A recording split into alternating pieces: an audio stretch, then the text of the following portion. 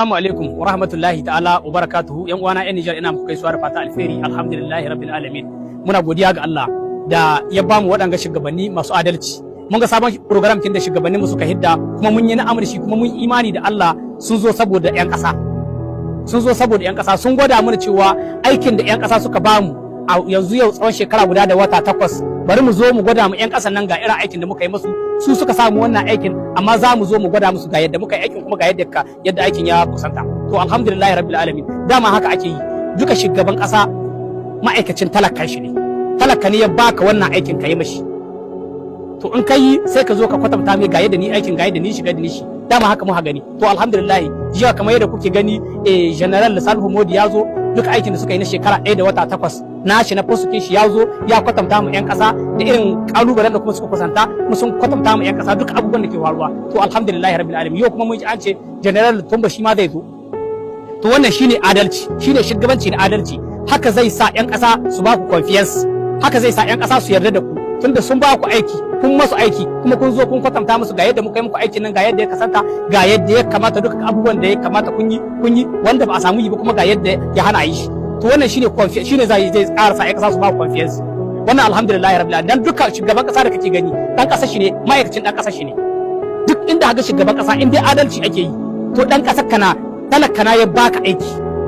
Saboda kuna gani kamar yadda kuke mutane na faɗin nan ma'aikatan gwamnati nan da kuke ji ana faɗi da employee da kuke biya da tax da komi da suna ake hada ana biyan su kenan ku da suka wa aiki dan ku ka samu ta aiki yazo ya kwatanta ma irin aikin da ya maka ai bai lahibi yayi ma duwa da ake yi ya biya ka. To alhamdulillah magana ta biyu duka mun ji abubuwan da suka faru kuma mun ji irin maganganu ka wanda Salohu Modi yayi da yake dai akwai waɗansu da suka yi wata tambayoyi wai me yasa ba su ga sayan kayan hada ba su me to shi an ce ciki baran saboda ruwa da abinci ɗaya an ka yi shi ba yana son koyon wani abu. Akwai wani abu da aka ce ma secret defense wannan yan shi bai yasa ya permit kin a gayi duka wasu abubuwa da ƙasa ta saya. Secret defense yana hana faɗin waɗannan abubuwa dan saboda yau ba ka faɗa da mutum ka zo ka ce mashi wane yi wukata gare ni in ka to ina cewa maka ita ka faɗa mai abin da gare ka to shi in ya ɗauka bin daga kai sai ka sheka. To saboda haka shi muke son mutane su gane in kana mun kun sani yau da muke da ƙungiyoyi na duniya na muke faɗa a ƙungiyoyi na duniya manyan ƙungiyoyi na turawa su ne a baya ga waɗanda muke faɗa da su kenan da ƙungiyoyi na duniya muke faɗa don haka dole muna rufe wani abu ko muna da shi muna rufe shi. Akwai abubuwa na faɗa waɗanda adade gwamnati in ta sayi a sani kamar irin wadda kuka gani misil da aka sayi wadda aka aje cikin fale ta Niger fale presidential wannan misilkin dole in gwamnati ta sai ta ya gayi saboda yau duk jirgin da ya zo leƙon asiri a fale ta Niger ko kuma ya ce ya zo ya yi wani abun nan wallahi an sabko shi kaga wannan alhamdulillah gayin nata ya yi umfani saboda a lokacin ba irin barazana wadda ban kusanta ba inda yalla ba su sai wannan din ba da yanzu a san yadda an kafa su da yanzu a san irin halin da suka kusanta a wannan wurin ba kenan kun ga wannan alhamdulillah an sai ta kuma barinta da aka yi yayi umfani don haka ya kamata mu abin da an namu goyon baya ne zuwa ga wannan shugabanni kuma sannan zan dawo wajen wannan bawan Allah rara yan Nijar Allah ya muku albarka da yake ba yan Nijar na kwarai waɗanda suka hau wannan waka ta rara sai dai yan Nijar waɗanda Allah tsine ma albarka waɗanda a tsinanni waɗanda dama zakata tun gidajensu da duk wanda ka ga hawan waka ta rara yana yaba shi to dama gidansu shi ma zakka ne dama zakka ne ko gidansu ba alheri a gaba gare shi ba su waɗanga kyan an hana ma ubannan sun yi swata an kori ubannan su kuma dole su dawo ma ubannan su baya.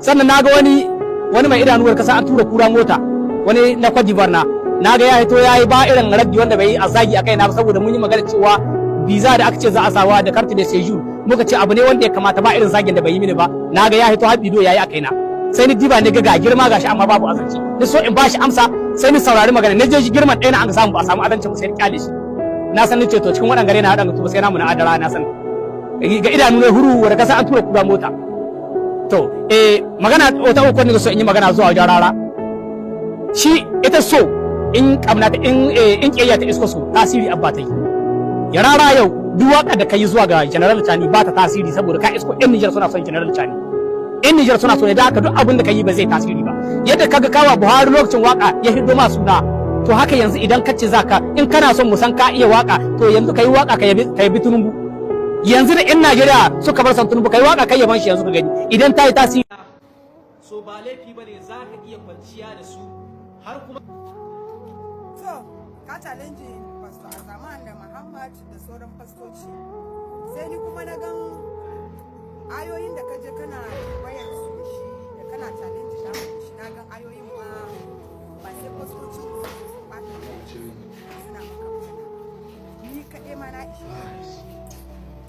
ishe ka, amma ina fata dai ka shirya because ka gangani da su Bible.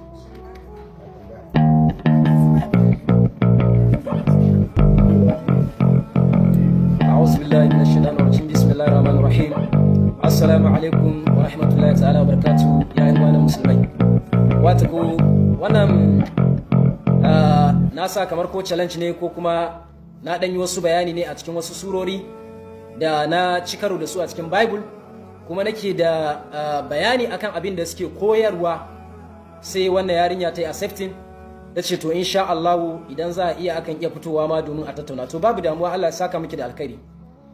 Na farko dai abin da nake so ki sani shine dukkanin wani littafi da yayi claiming cewa daga Allah subhanahu wataala yake, hakika idan duk abin da kika ji an kawo miki a cikin wannan littafi so akwai darasi da ake so ki dauka a cikin wannan littafi, in ma dai mai kyau in ma dai mara kyau. Dole ba zai zama da babu wani darasi da ake so a cikin wannan littafi a koya daga ciki ba.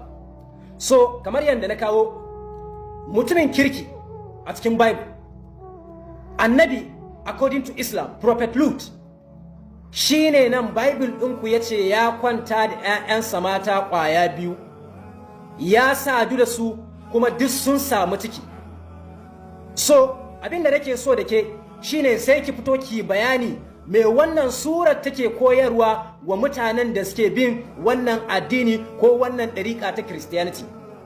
Sannan idan kika duba genealogy na Jesus Christ, shi ma David da ake alakanta shi da nasaba ta Yesu Almasihu, shi ma still Bible ɗinku ya ce wai ya fito daga gida sai ya leƙa ban ɗaki sai ya ga wata mata tana wanka sai ta kwanta masa a rai, ya tura aka je aka kawo ta zuwa gare shi. Kuma wannan matar wani ne, sunanta Bathsheba, wannan shine sunanta, mata ce ga Uriya. David prophet annabin Allah ya kwanta da wannan matar wani, ya sadu da ita kuma har ta samu ciki, har ta dan tura mai wasiƙa ma ta ce ta samu ciki. Yar uwa, menene kike koyarwa a cikin wannan littafi? Menene na ladabi da biyayya kike so a koya a cikin wannan littafi? Kuma idan aka kawo wannan surori sai a sa full stop.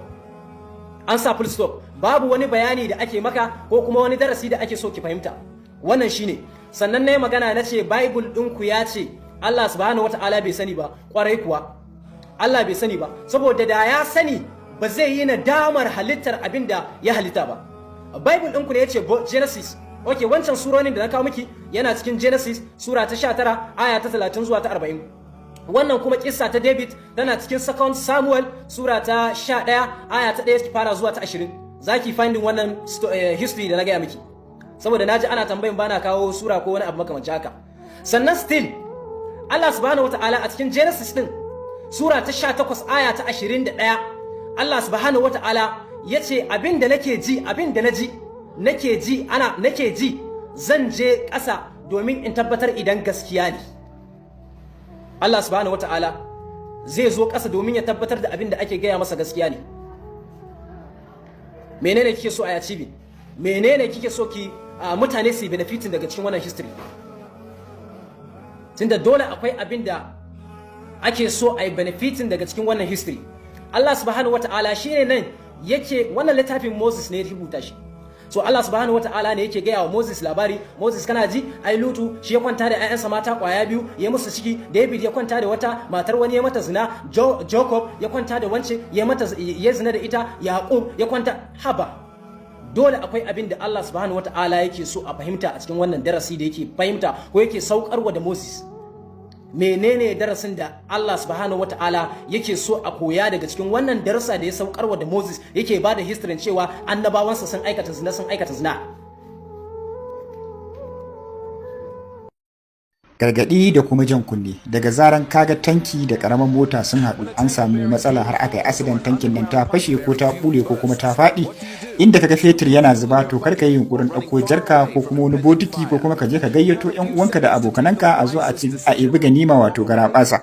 Ka yi kokari ka yi nisa da wannan tankin tsakaninka da ita tazara mai nisa. Daga lokacin da ka kira haka ko kuma ka kira wasu suna ɗiban mai ko kuma ka koma gefe kana ɗauka waya to fa za ka zama gawa. Ka zama mai hankali, ka fita da gudu, ka ba da tazara mai nisa tsakaninka da wannan tankin, saboda idan ta fashe fa za ta same ka da kai mai ɗaukan da kuma kai mai iban, za ku zama gawaki ne ko kuma ce za ta kona ku ne kurmus kaman gawayi. Saboda haka a kiyaye, ko da kana tsallake ne tsakaninka da wannan tankin to ka yi kokari ka yi nisa da gurin, ko kuma ko tsakaninku da nisa ne ka ce bari ka ɗauka da waya, to kai da mai iban wannan man fa duk tafiyar ku ɗaya, saboda ita wuta ba barin